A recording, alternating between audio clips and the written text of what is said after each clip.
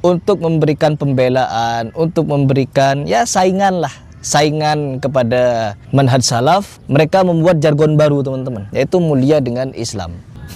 Saya jadi ketawa teman-teman. Ini akan menjadi gebrakan katanya. Ini akan menjadi pembaharu. Ini akan menjadi sesuatu yang luar biasa. Karena apa? Munculnya jargon mulia dengan Islam. Kita mulia ini bukan dengan manhaj, tapi kita mulia ini dengan Islam. Islam yang mana Bapak? Semua kelompok-kelompok sesat banyak juga yang mengaku Islam. Syiah mengaku Islam. Apakah Syiah Islam itu yang Anda maksud? Perhatikan teman-teman bahwa Islam akan pecah menjadi 73 golongan Dulu sekali itu pernyataan dari Nabi Muhammad SAW. Mulia dengan Islam yang mana? Begitu tanya seorang konten kreator merespon tagline program Towards Unity yang tengah kami usung bersama Nabawi TV. Begini, Nabi Muhammad SAW mengajarkan kita untuk berbangga dengan Islam. Bukan dalam rangka mengajari fanatik buta, akan tetapi dalam rangka menanamkan sense of belonging atau rasa saling memiliki dan rasa keterikatan. Beliau SAW mengajarkan raditu billahi rabba wa bil islami dina wa bi Muhammadin nabiyya wa rasula. Aku rela menjadikan Allah sebagai Tuhan, Islam sebagai agama, dan Nabi Muhammad sebagai Rasul. Hadis ini bisa kita temukan di berbagai kitab-kitab hadis. Orang tua dan guru-guru kami mendiktekan kata-kata ini semenjak kami masih usia dini, agar dalam hati kami tertanam kebanggaan atas Islam, bukan atas golongan ini dan itu. Sebetulnya ajaran Islam tidak pernah berubah. Siapa yang berbangga dengan Islam, maka sebetulnya ia berada di jalan yang benar. Yang terpecah belah itu bukan Islamnya, akan tetapi umat Islamnya. Perhatikan baik-baik hadis berikut ini. Wa inna bani Israila tafarraqat ala sintain wa sab'ina millatan wa taftariqu ummati ala salasin wa sab'ina millatan kulluhum finnar illa millatan wahidah. Qalu wa man hiya ya Rasulullah? Qala ma ana alaihi wa ashabi.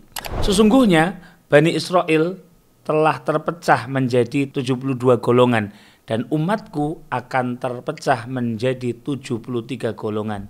Semuanya di neraka kecuali satu. Para sahabat pun berkata, siapakah mereka wahai Rasulullah? Maka Rasulullah pun menjawab, apa yang aku dan para sahabatku berada di atasnya. Hadis ini diriwayatkan oleh Al-Imam Tirmidzi.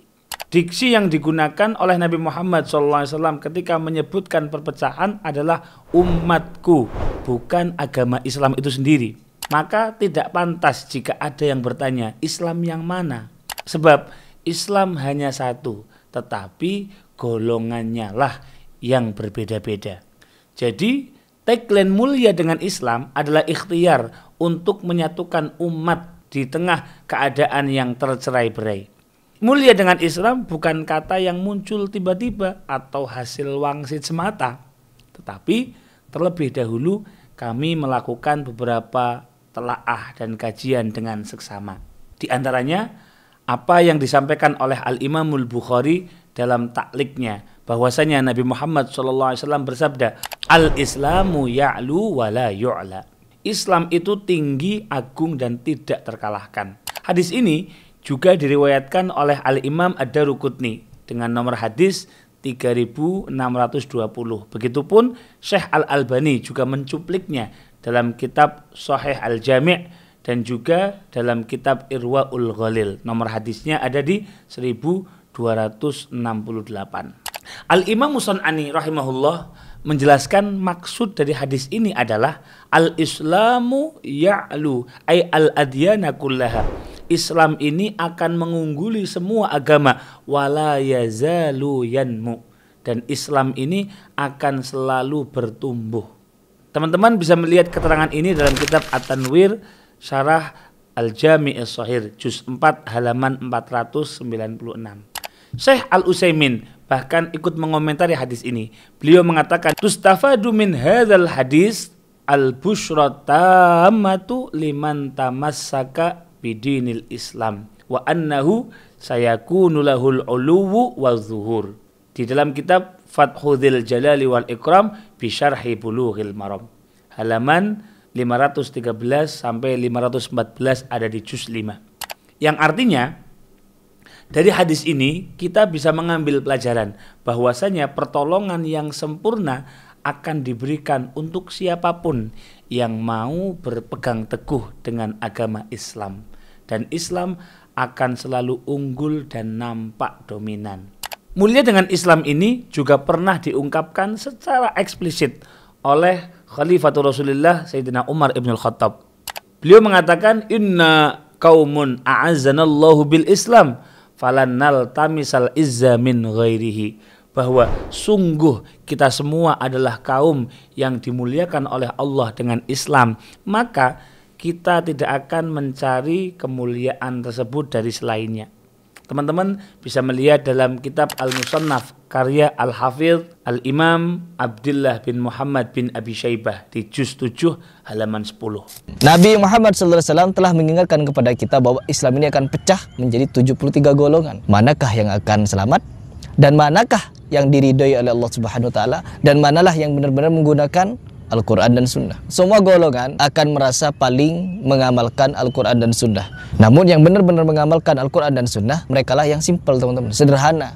Hadis 73 golongan, siapakah mereka? Nabi Muhammad SAW bersabda, wa inna bani Israila tafarraqat ala sintain wa sab'ina millatan wa taftariqu ummati ala salasin wa sab'ina millatan kulluhum finnar illa millatan wahidah. Qalu wa man hiya ya Rasulullah? Qala ma ana alaihi wa ashabi. Sesungguhnya Bani Israel telah terpecah menjadi 72 golongan dan umatku akan terpecah menjadi 73 golongan. Semuanya di neraka kecuali satu. Para sahabat pun berkata, siapakah mereka wahai Rasulullah? Maka Rasulullah pun menjawab, apa yang aku dan para sahabatku berada di atasnya. Hadis ini diriwayatkan oleh Al-Imam Tirmidzi. Perhatikan sekali lagi, Nabi SAW selalu menggunakan diksi umatku ketika membahas perpecahan, bukan ajaranku atau agama Islam itu sendiri.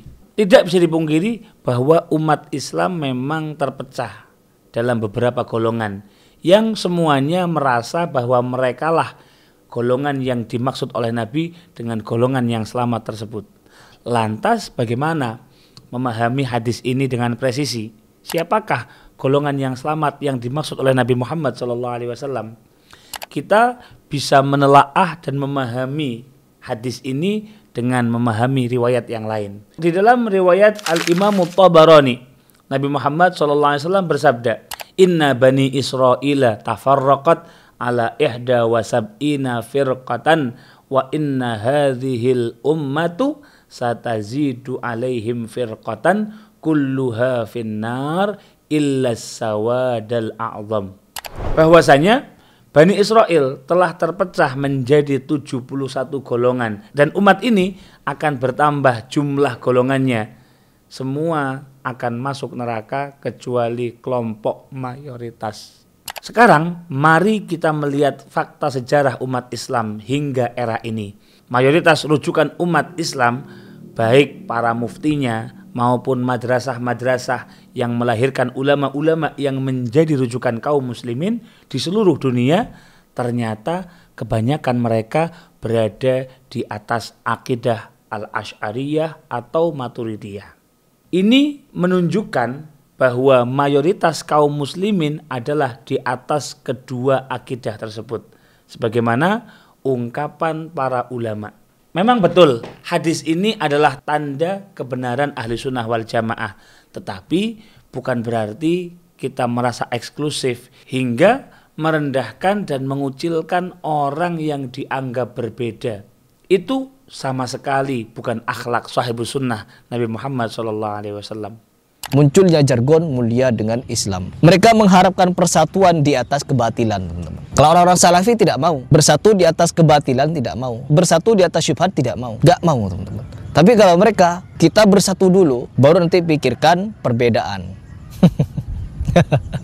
Ya Allah. Itulah mereka. Karena apa? Mungkin mereka hanya ingin mengedepankan kebesaran, keagungan. Syekh Ibnu Taimiyah dalam Majmu' Fatawa mengajarkan kepada kita bagaimana bermuamalah dengan orang yang berbeda atau bahkan masih ada kejelekan dalam dirinya.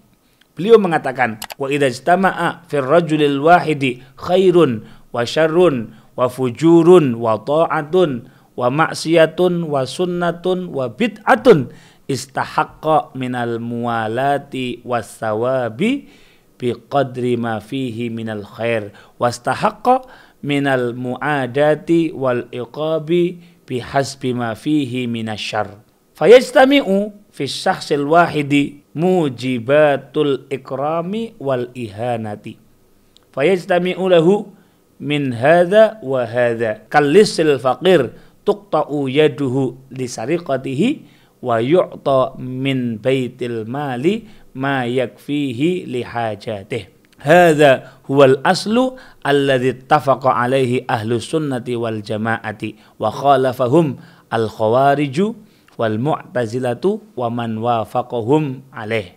Dan ketika terkumpul kebaikan dan keburukan dalam diri seseorang seperti ketaatan dan kemaksiatan, bid'ah dan sunnah, maka orang tersebut berhak mendapatkan dukungan dan kebaikan sesuai dengan kadar kebaikan yang ia miliki dan akan mendapatkan perlawanan dan hukuman sesuai kadar kejelekan dosa yang ia lakukan.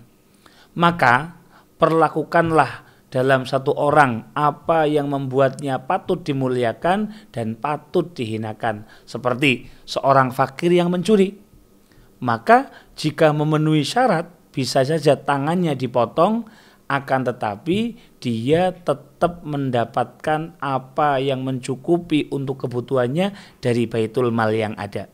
Inilah pondasi tawassut yang disepakati oleh ulama ahli sunnah wal jamaah, berbeda dengan kaum khawarij yang suka memvonis kafir, syirik, dan golongan mu'tazilah serta golongan-golongan yang sefaham dengan keduanya. Jadi Al-Imam Ibnu Taimiyah mengajarkan seburuk apapun saudara kita, semestinya kita tetap berikan hak dan apresiasi atas kebaikan mereka, bukan serta-merta mencoreng wajahnya, menyinyirinya, atau menganggap mereka sebagai orang sesat, penyembah kubur, ahlul bid'ah, lalu kemudian mengucilkannya dan tidak mau berinteraksi dengan mereka sama sekali. Ingat, tugas kita semua adalah berdakwah dan mengikhtiarkan keselamatan untuk semua umat Nabi Muhammad SAW, bukan malah mencaci maki sembari menganggap golongannya lah golongan yang paling mulia di atas golongan yang lain. Sungguh tidak terbesit di hati kami ketika slogan mulia dengan Islam yang kami ikhtiarkan untuk mempersatukan umat Islam justru Anda bantah dengan hadis 73 golongan. Padahal jelas bahwa yang dimaksud 73 golongan ini bukan Islamnya secara ajaran, akan tetapi umatnya. Kita mulia ini bukan dengan manhaj, tapi kita mulia ini dengan Islam. Islam yang mana, Bapak? Semua kelompok-kelompok sesat banyak juga yang mengaku Islam. Sebetulnya bisa saja argumentasi itu kami bantah dengan mulia dengan manhaj salaf yang mana. Kan memang banyak sekali variannya. ISIS misalnya, mereka juga mengaku manhaj salaf. Faktanya kita lihat bagaimana kelakuannya. If they actually knew Ibn Abdul Wahhab's views and history, they would immediately recognize that Ibn Abdul Wahhab was the 18th century version of ISIS. People might think, well, Daniel is just biased against the Najdi Dawah, so he's comparing it to ISIS. But the reality is, ISIS themselves explicitly say that they're the true followers of Ibn Abdul Wahhab. This is what Cole Bunzel points out in a recent academic book titled Wahhabism, published in 2023 by Princeton University Press. Bunzel says, The centrality of Wahhabism to the Jihadi Salafi movement became even more evident with the rise of the Islamic State in the 2010s. When the Islamic State came to the world's attention in 2013, its fidelity to Wahhabism was loudly trumpeted by its official representatives and online supporters. The recruits in Islamic State training camps were made to study textbooks about Wahhabi creed. In the summer of 2015, the Islamic State's official publishing house began the printing of classic Wahhabi texts from Ibn Abdul Wahhab's Arba' Qawaid fi ad-Din and Kashf al-Shubuhat. The purpose of printing these texts was to inculcate in the new generation of jihadis a proper understanding of Islamic belief, one that was exclusivist and militant. In the introduction to one of these works, the anonymous editor likens the Islamic State to the early Wahhabi dawah, claiming that the Islamic State is again renewing Tawheed, Jihad, and the Sunnah as the Wahhabis had done before. The official scholars and wicked preachers in Saudi Arabia, by contrast, have forsaken the Wahhabi heritage. They lyingly ascribe themselves to the Imam Muhammad ibn Abdul Wahhab, knowing full well that today the Islamic State, its dawah and its jihad are an extension and embodiment of the mission of Tawheed and Jihad initiated by the Messenger of God and his companions and renewed by Ibn Abdul Wahhab and his descendants.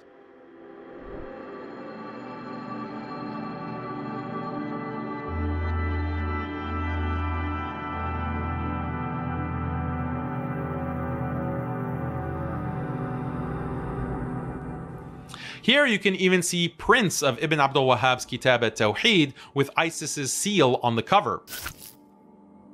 ISIS see themselves as the true successors of Ibn Abdul Wahhab, claiming they're reviving the original mission of Ibn Abdul Wahhab to purify the Muslim lands of shirk, just like Ibn Abdul Wahhab and his followers did centuries ago.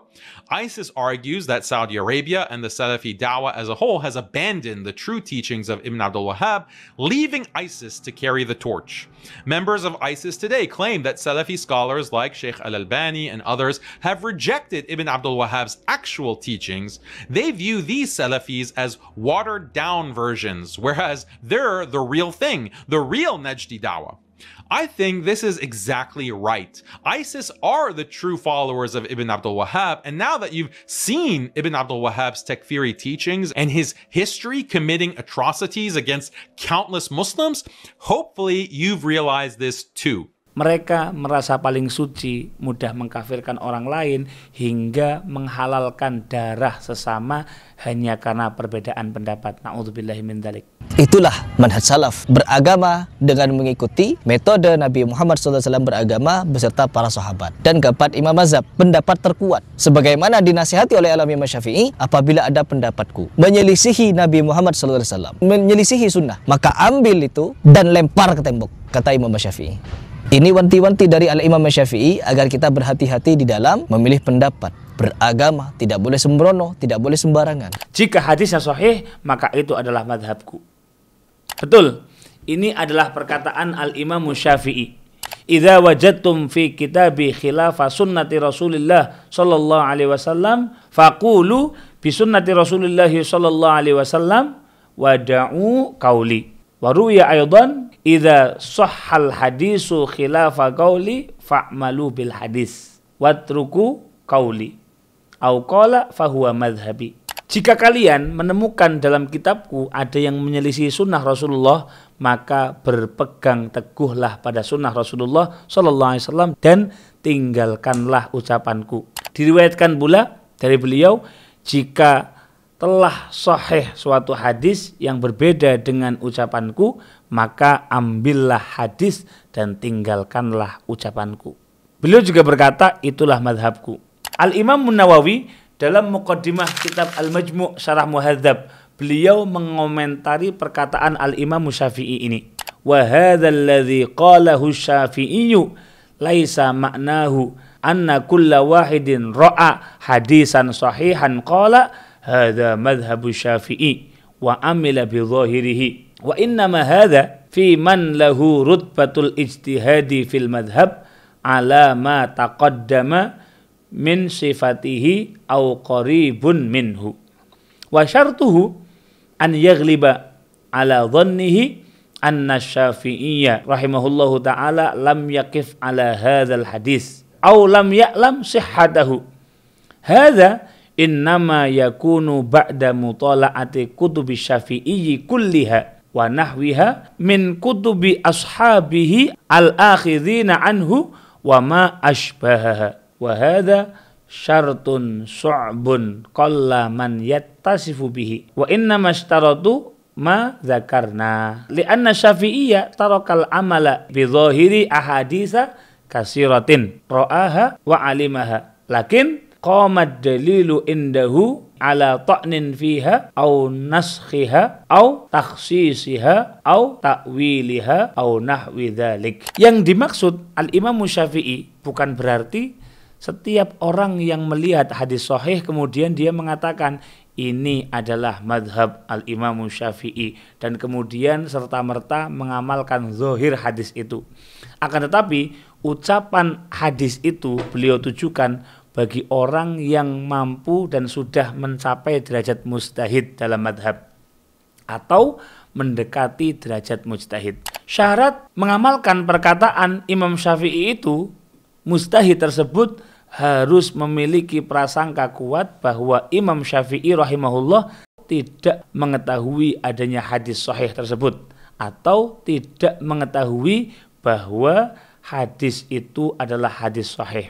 Nah, hal ini hanya bisa dilakukan jika dia telah menelaah semua kitab Al-Imam Syafi'i atau serta kitab-kitab para ulama ashabus Syafi'i yang mengambil ilmu dari beliau ataupun ulama yang serupa dengannya. Syarat ini, kata Al-Imam Nawawi, sangat sulit dan sedikit sekali orang yang dapat memenuhi syarat tersebut. Maka mereka mensyaratkan yang sudah kami sebutkan. Sebab Al-Imam Syafi'i terkadang meninggalkan untuk mengamalkan zahir hadis sahih yang sudah beliau lihat. Akan tetapi beliau justru memiliki dalil yang menunjukkan adanya kelemahan dalam hadis tersebut atau hadis tersebut telah dihapus hukumnya atau nasakh atau dikhususkan atau bahkan ditakwil. Gimana? Mendengar istilah-istilah ini aja kita udah pusing kan? Dan di akhir catatan ini Al-Imam Nawawi menyuplik perkataan Syekh Abu Amr. Beliau mengatakan, "Laisal amalu bi dhahiri ma qalahu Syafi'iyyu bil hayyini." Falaisa kullu faqihin yasughu lahu an yastaqilla bil amali bima yarahu hujjatan minal hadis. Faman salaka minal maslaki minasyafi'iyyin min amalin bi hadisin tarakahu Syafi'iyyu rahimahullah amdan ma'a ilmihi bi sihhatihi limani'in ittala'a alaihi wa khafiya ala ghairihi. Intinya, menyimpulkan dan mengamalkan perkataan Al-Imam Syafi'i di atas secara eksplisit bukanlah hal yang mudah. Tidak semua ahli fikih bahkan mampu untuk mencerna secara presisi serta menyimpulkan sebuah hadis untuk dijadikan sebagai sebuah hujjah. Mohon dicatat baik-baik. Ini adalah perkataan seorang ulama yang memiliki kepakaran dalam berbagai disiplin ilmu serta memiliki begitu banyak karya fenomenal. Sebut saja Arba'in An-Nawawiyah, Riyadhus Shalihin, Al-Azkar, At-Tibyan, Minhajul Talibin, Raudhutut Talibin, Al-Majmu', Syarah Al-Muhadzab, dan lain sebagainya. Lah, kita-kita ini punya karya apa? Saking berhati-hatinya para ulama dalam menyimpulkan perkataan Al-Imam Syafi'i di atas, seorang ulama bernama Syekh Taqiyuddin Abil Hasan Ali bin Abdul Kafi atau yang kita kenal dengan Syekh Taqiyuddin As-Subki yang wafat pada tahun 756 menyusun sebuah karya yang berjudul Ma'nal Qauli Al-Imamil Muttalibi Idza Shahhal Hadisu Fahuwa Madhabi. Mohon difahami, kami sedang tidak fanatik buta dengan Al-Imam Syafi'i atau menganggap beliau maksum, tidak mungkin salah. Akan tetapi kami keberatan dengan simplifikasi sesuatu yang disikapi dengan begitu berhati-hati oleh para ulama terdahulu. Agak risih sih, di zaman ini ada orang yang tidak tahu diri, berani menyalahkan pendapat Al-Imam Syafi'i begitu saja tanpa mengetahui dalil-dalil yang dipakai oleh beliau. Padahal terkadang dalam mensahihkan hadis saja ia masih taklid kepada Syekh Al-Albani. Kadang-kadang berbahasa Arab aja dia belum bisa. Tidak pantas orang-orang yang semacam ini menyalahkan dengan seenaknya pendapat atau penjelasan Al-Imam Syafi'i hanya karena 1 dan 2 hadis yang didapat dari ustadznya, itu pun secara taklid, dan disohehkan ustadznya pun secara taklid pula. Manhaj salaf ini adalah metode beragama mengikuti Nabi, mengikuti sahabat, mengikuti 4 imam mazhab. Memilih di antara keempat imam mazhab, mana yang lebih kuat pendapatnya, itu yang diikuti. Ya, bukan memilih 1 lalu yang 3 dibuang. Karena apa? 4 imam mazhab ini adalah orang-orang salaf yang dimana patut kita untuk ikuti, namun tidak boleh taklid buta. Dari keempat orang ini, bisa saja di antaranya melakukan kesalahan. Karena apa? Sama-sama manusia. Bisa khilaf, bisa luput, bisa juga berbuat salah. Sehingga apa? Kita tidak boleh taklid buta. Taklid boleh, tapi jangan buta. Telah kita bahas di atas penjelasan Al-Imam Nawawi bahwa mencapai derajat mujtahid mutlak seperti 4 imam saja hampir mustahil untuk dilakukan oleh orang-orang hari ini.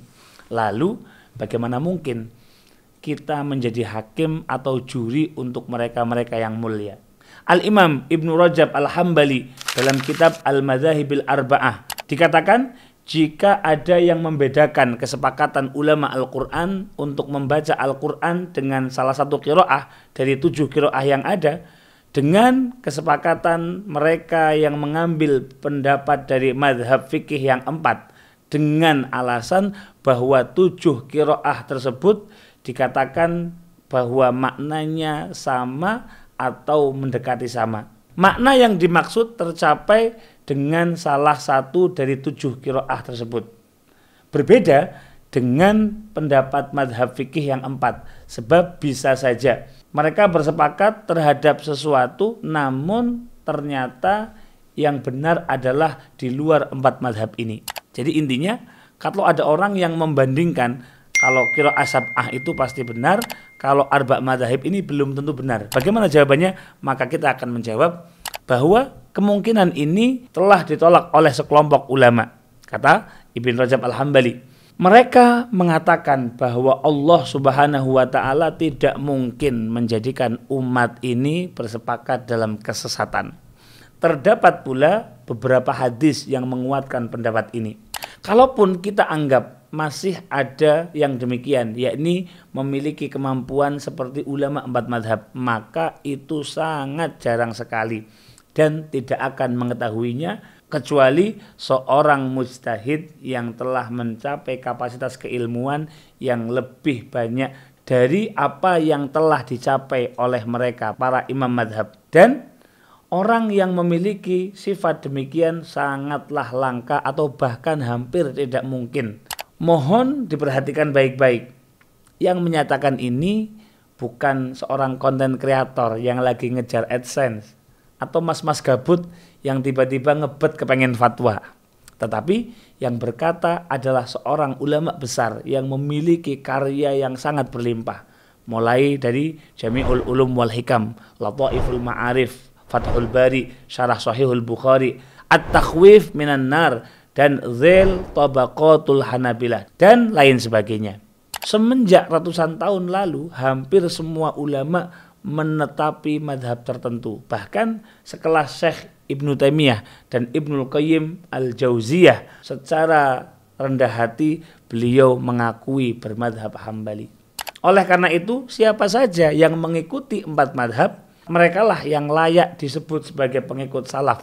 Sebab Al-Imam Hanafi, Al-Imam Malik, Al-Imam Syafi'i, Al-Imam Ahmad ibn Hanbal, semuanya adalah para generasi salaf. Mengikuti salah satu dari mereka artinya sama dengan mengikuti salah satu dari madhab salaf. Antara salaf dan salafi, sebenarnya slogan mulia dengan manhaj salaf itu sangat benar jika diterapkan secara konsisten. Tetapi kenyataannya banyak yang memakai slogan ini bahkan menamai diri mereka dengan salafi. Kenyataannya justru mereka memiliki akidah dan amalan yang bertentangan dengan generasi salaf. Mau bukti? Kita lihat pembagian bid'ah yang dilakukan oleh Al-Imam Syafi'i dalam kitab Ma'rifatus Sunan wal Asar. Qaulu Syafi'i wal muhdatsatu, segala sesuatu yang baru dari perkara-perkara ada dua macam. Yang pertama, sesuatu yang baru tapi kemudian menyelisihi kitab ataupun sunnah. Perkumpulan misal di Ahad pagi. Gimana hukumnya?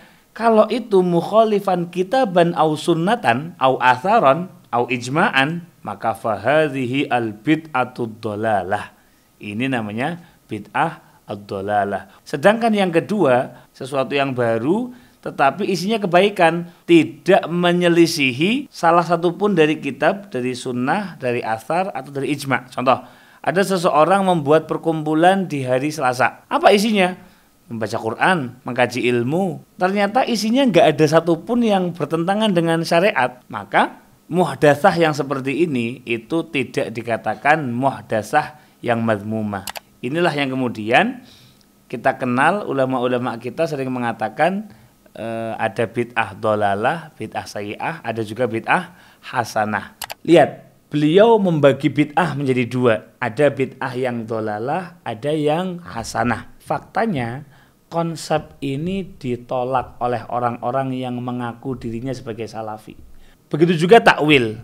Kaum salafi sangat anti mentakwil ayat-ayat mutasyabihat mengenai sifat Allah. Menurut mereka, semua ayat itu seharusnya difahami secara zahir, tidak boleh ditakwil.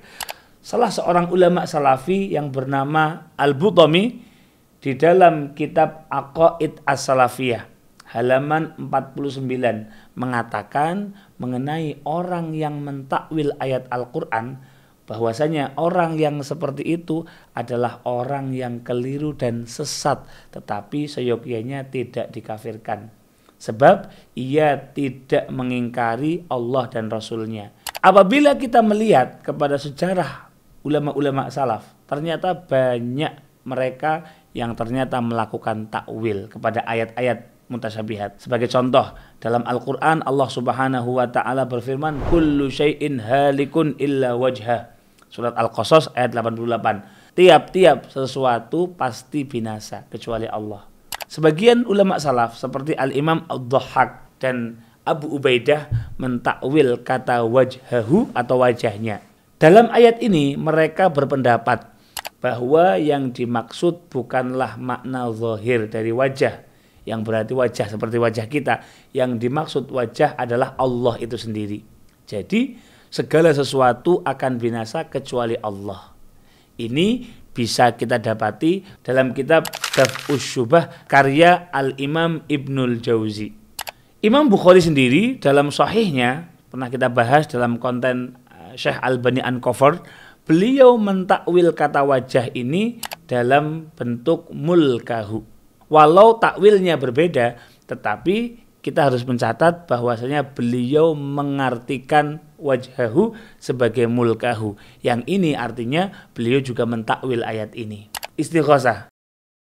Dalam masalah istighosah, banyak kita dapati pada literatur klasik bahwa para salaf melakukan istighosah kepada para nabi dan para sholihin. Baik itu mulai generasi sahabat, tabi'in, dan juga generasi setelahnya. Referensi dan ulasan selengkapnya bisa teman-teman lihat pada video berikut ini. Faktanya, sekali lagi, golongan yang mengaku dirinya salafi ternyata menentang keras amaliyah yang telah turun-temurun dilakukan oleh para generasi salaf tersebut. Begitupun dengan tabarruk atau mengambil berkah. Para sahabat, para tabi'in melakukan amaliyah ini turun-temurun. Hingga Al-Imam Nawawi menyimpulkan adanya anjuran untuk bertabarruk dengan bekas atau asar dari kaum sholihin dan juga baju-baju mereka. Teman-teman bisa melihatnya pada video berikut ini. Di sana sudah kita ulas dalil ataupun riwayat-riwayat yang ada dari para salaf. Faktanya berbeda dengan apa yang dilakukan oleh golongan yang mendakwa dirinya salafi, di mana mereka justru sangat anti dengan tabarruk yang merupakan ajaran para salaf ini. Begitu juga pandangan terhadap sufi. Kita bisa melihat di internet ataupun dalam kitab-kitab mereka bagaimana mereka sangat benci kepada kaum sufi, bahkan menjadikan ini sebagai nyinyiran. Padahal Al-Imam Syafi'i, Al-Imam Ahmad ibn Hanbal memuji orang-orang yang berjalan di jalan tasawuf atau sufi. Selengkapnya, teman-teman bisa melihat pada video berikut ini. Pujian-pujian mereka teramat agung untuk para orang-orang yang mengatakan dirinya sebagai sufi. Penutup. Towards Unity memang kami hadirkan untuk men-challenge sikap-sikap fanatik buta. Siapapun yang fanatik, baik terhadap ormas, terhadap manhaj, fanatik terhadap ajaran, sampai merasa lebih mulia dan merendahkan yang lain, cepat atau lambat pasti akan menjadi barang usang di tengah umat. Kami mencoba untuk mengkritik secara objektif semua golongan tanpa kebencian, baik dari habaibnya, gusnya, asatirnya, ataupun yang lain. Karena kami sadar semua harus introspeksi dan berbenah secara masif. Silahkan Anda jawab saja argumentasi dan semua data yang kami tampilkan secara ilmiah. Fokuslah pada substansi. Kami meyakini bahwa diskursus ilmiah seperti inilah yang akan menjadi solusi penting dan efektif untuk mengakhiri fanatisme. Jawab saja penjelasan kami mengenai Syekh Muhammad bin Abdul Wahab ataupun fakta-fakta mengenai Syekh Al-Albani dan fakta-fakta serta data lainnya, agar supaya umat memiliki informasi yang seimbang dan wawasan mereka tidak dipersempit. Kan banyak ustadz tuh yang mensupport Anda dari belakang. Sesekali kami harus mengajak Anda untuk membaca dan menelaah kitab-kitab ulama Anda sendiri, dibanding fokus menghina, cherry picking, dan mencoret serta mengedit wajah ulama kami setiap hari.